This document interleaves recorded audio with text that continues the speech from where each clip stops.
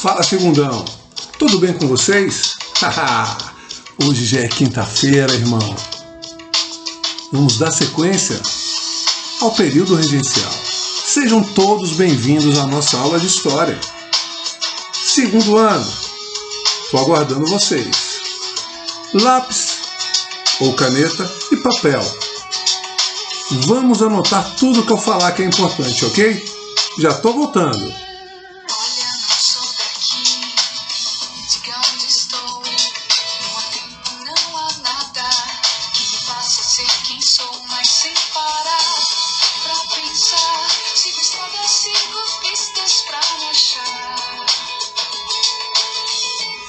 Preparados?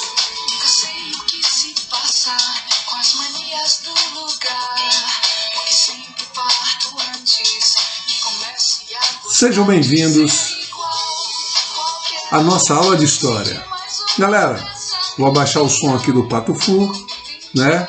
Então, vamos dar sequência à nossa aula de história. Pois bem, na aula passada nós paramos, né? Falamos sobre os restauradores, que eles queriam restaurar Dom Pedro I, colocar novamente ele no poder aqui no Brasil.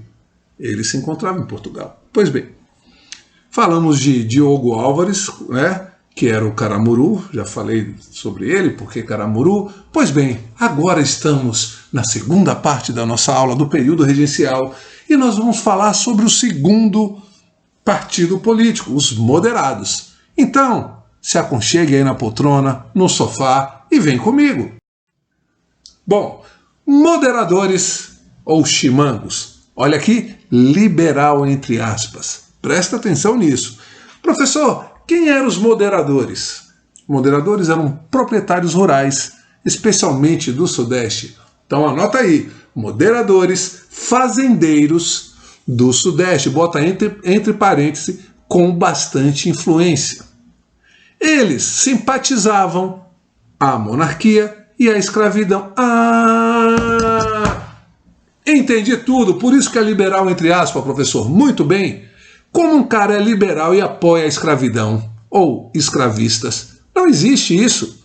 Professor, mas ele é um pouco liberal. Não existe um pouco meio liberal. Ou é liberal ou não é liberal. Beleza? Bom, outra coisa, federalismo com forte controle, né, do Rio de Janeiro, o poder centralizado na capital. Então vejam, eles queriam, né, ter um federalismo, que cada província, né, pudesse ter a sua autonomia, mas que tinha um poder maior, como hoje é, né, com Brasília e os outros estados. Beleza? Brasília é a capital e os outros estados, né, têm que prestar satisfações com Brasília. Principal força política que controlava o governo na época. Então vejam, os moderadores, vou voltar dizendo, fazendeiros do Sudeste. Tem prestígio? Tem sim, senhor. Líderes, Padre Feijó e Bernardo Vasconcelos. Chimango, eu já falei na aula passada, era uma ave de rapina muito comum lá nas campanhas rio-grandenses, lá no Rio Grande do Sul, parecida com o carcará. Quando eu falo carcará, eu lembro daquela música, né, do Chico Buarque, porém, menor do que este. É uma ave menor do que o carcará. Beleza? Alguma dúvida? Liberal, entre aspas, porque eles apoiavam a escravidão. Beleza? E também a monarquia. Simpatizavam, melhor dizendo, simpatizavam. Bom, exaltados, o nome já diz, o cara não é calmo, o cara é exaltado! Eu quero a república! Eu não quero monarca! Eu quero novo, eu quero república, mas calma. Exaltados ou jurujubas, jurujubas eu já falei para vocês, porque é como apelidavam os franceses, né? Por serem loiros e não pararem de falar, jurujubas significa papagaios.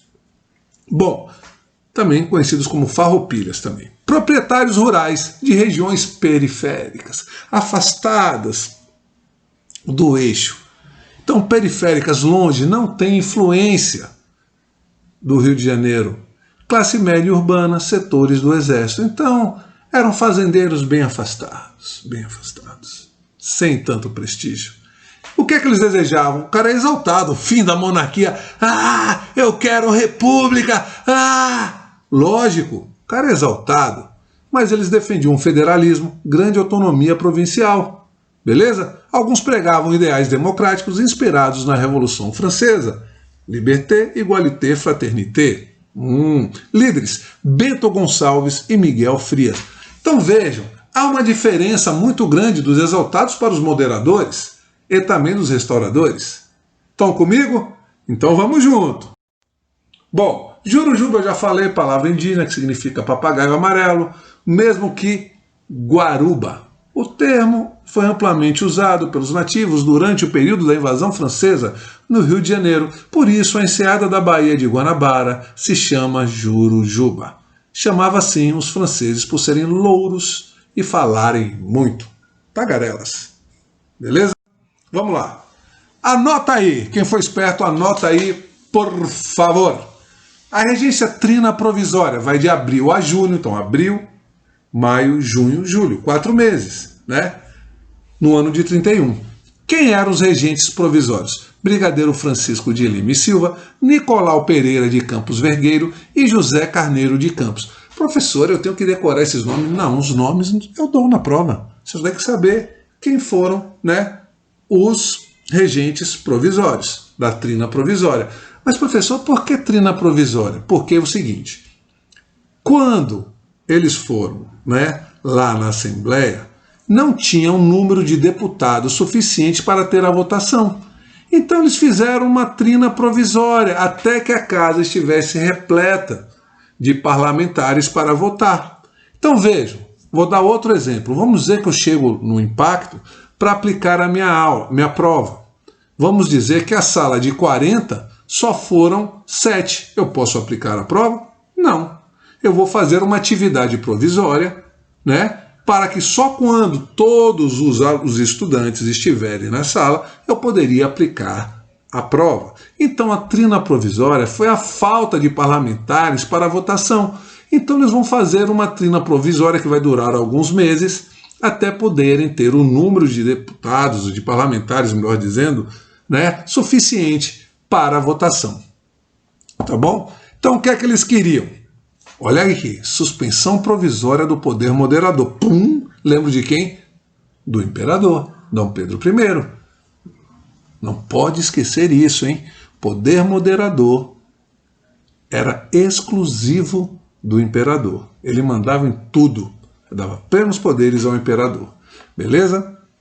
E o Conselho do Estado é o pai do poder moderador. Mas agora os regentes vão querer o quê? Suspender provisoriamente o poder moderador. Proibição de criar novos impostos, lógico. Quem ia gostar de impostos? O povo não gosta de impostos. Proibição de dissolver a Câmara de Deputados, então não pode fechar a Câmara, então estão se protegendo. E eleição de uma regência permanente. Então eles vão falar, essa trina provisória, ela requer isso, mas logo teremos a trina permanente. Entendido? Então, suspensão provisória do poder moderador, proibição de criar novos impostos, proibição de dissolver a Câmara, né, e eleição de uma regência permanente. 4 meses. Bom, regência trina permanente, ela vai de 31 a 34. Beleza? Então, quem eram? Brigadeiro Francisco de Lima e Silva, Luiz Braulio Muniz e José da Costa Carvalho. Gente, vejam que mudaram alguns nomes aí.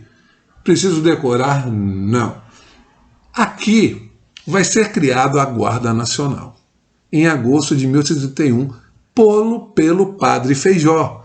O Padre Feijó, ele era um ministro das armas. Vejam, ele não é regente ainda não. Então vejam só. O que é que aconteceu, professor? E por quê? Qual a importância da Guarda Nacional? Eu botei de vermelho aqui. Os moderados usavam soldados do exército para conter as manifestações, que por muitas vezes os soldados que iam lá para conter, eles se juntavam aos rebeldes contra o governo. Por não confiar nesses soldados, criou a Guarda Nacional. Se não entendeu, vou explicar de novo.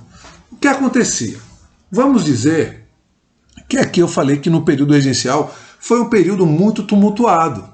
É aqui que vai acontecer a cabanagem, a farroupilha, a sabinada, a balaiada, os malês. Então, essas revoltas irão acontecer. E o governo regencial vai ter que enviar tropas para acalmar esses rebeldes. Mas quando as tropas iam lá para conter os rebeldes, elas se aliavam e vinham contra o governo. É como se fosse uma tropa de elite. Ou seja, o governo ia ter guardas preparados para não se corromper mais com os rebeldes. Entendido isso? É como se fosse a tropa de elite, né? A tropa de elite, quando sobe o morro, eles não vão se corromper, né? Eles ganham bem, são bem preparados, né? E eles só vão descer de lá com a pessoa presa. Pois bem, com isso vai acontecer o quê? Redução do Exército e da Marinha, lógico, vai criar a Guarda Nacional. Agora é importante, comando, coronéis, patente militar. Então vejam, percebam, os maiores fazendeiros, eles vão ganhar a patente militar. Então o cara já é rico, pensa comigo, o cara já é rico e agora ele vai ter poder de prender, poder de surrar, até poder de matar. Né? Pois bem, patente vendida ou eleita entre os chamados cidadãos ativos, eleitores, porque o coronel, o fazendeiro, ele tem várias fazendas, ele tem vários empregados. Então ele pegava todo mundo e falava, prefeito, governador, faz favor, eu tenho mais ou menos umas 7 fazendas, cada fazenda eu tenho por volta de 100 e poucos funcionários, então vai somando aí, fora a minha família, quantos votos eu não tenho aí para vós me ser? Entendido isso? Então ele tinha um poder muito grande, tanto é que tem histórias, relatos, que os prefeitos, os governadores vinham todos beijar a mão dos coronéis. Pois bem, mas isso, imagine, poder político e poder econômico, a defesa de interesses pessoais dos grandes fazendeiros. Lógico, eles vão abusar do poder. Ilhéus é um exemplo disso, na época do cacau. Tem relatos que falam que os fazendeiros de cacau acendiam um charuto com uma nota de dólar. E também que eles mandavam, né, prender, surrar, expulsavam, sumiam com as pessoas que não eram daqui da região. Pois bem, entendido? Vamos dar sequência. Pois bem, ato adicional. O ato adicional de 1834. Eu falei para vocês que vão acontecer várias rebeliões, né, pelo Brasil. A Farroupilha no Rio Grande do Sul, a cabanagem lá no Pará, né, a Sabinada na Bahia, a Balaiada no Maranhão, né, os malês na Bahia. Então vejam, o ato adicional ele vai ser criado para acalmar os rebeldes. Ah, professor, mas como assim, professor? A criação de assembleias legislativas provinciais. Então, cada província vai ter a sua assembleia para criar as suas leis, para falar que os impostos devem ficar nas províncias. Exemplo, estamos na Bahia aqui. A Bahia vai ter suas leis e os impostos da Bahia vão ficar na Bahia. Para quê? Para arrumar estradas, né? Arrumar pontes, fazer hospitais, escolas. Isso é melhor ou pior? Melhor. Outra coisa, a extinção do Conselho de Estado. Ah, professor, quem era mesmo o Conselho de Estado? O pai do poder moderador, órgão criado por Dom Pedro I, bastante impopular. Então, extinção do Conselho de Estado, babau, poder moderador. Segundo, a substituição da regência trina. Trina são 3, para una, um regente. Antes eram 3 regentes, agora para um regente. E outro, a introdução do voto direto e secreto para regente. Então é o seguinte, era legal, porque o voto era, né, direto, porém secreto. Ninguém vai saber quem você votou. E o Rio de Janeiro vai ser um território neutro. Não entendi, professor. Porque a capital não era no Rio, o poder central não estava no Rio de Janeiro, ela não vai se envolver. Exemplo, antes do ato adicional, o Rio de Janeiro, por ser, né, a capital, ela falava assim, Bahia, os impostos da Bahia vinham para o Rio de Janeiro. Os impostos do Maranhão vinham para o Rio de Janeiro. Os impostos do Rio Grande do Sul iam para o Rio de Janeiro. Os impostos, do Pará vinham para o Rio de Janeiro. Então veja o seguinte, dessa forma, quem vai se beneficiar é o Rio de Janeiro. E as províncias ficavam a ver navios, por isso que os rebeldes estavam inflamados. Então vejam, ato adicional de 1834, Olha o significado aqui de vermelho, igual no DVD da Xuxa para Baixinhos 3. Muito fácil. O ato adicional buscou conter as revoltas e diminuir a insatisfação das províncias por meio da criação de assembleias provinciais, que passaram a decidir sobre o dinheiro dos impostos arrecadados nas províncias. Então veja, vou dar um exemplo. Igor mora em Ilhéus, né? Os impostos da Bahia não ficavam, iam para o Rio de Janeiro. Com ato adicional, não. Os impostos da Bahia ficam na Bahia. Ilhéus vai poder ter estradas, pontes, hospitais, escolas, etc. É melhor, Igor? Logicamente que sim. Então Igor vai ficar mais nervoso ou mais calmo? Mais calmo. Entendido? Galera, paramos aqui e continuaremos na próxima aula. Paramos no ato adicional. Aquele abraço, um bom final de semana para todos, geral, e vamos terminar ao som do Pato Fu.